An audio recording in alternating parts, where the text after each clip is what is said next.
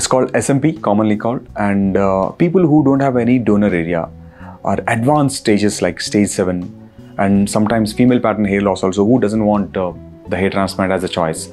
So we have a technique called scalp micropigmentation. When you're doing it, people ask me how much time it lasts actually. So scalp micropigmentation is not a permanent procedure. You need to get it once in every 3 to 4 years, because the pigment what you're injecting into the body will slowly fade away. It gets absorbed by the body back. So it doesn't totally erase, but it gets lightened.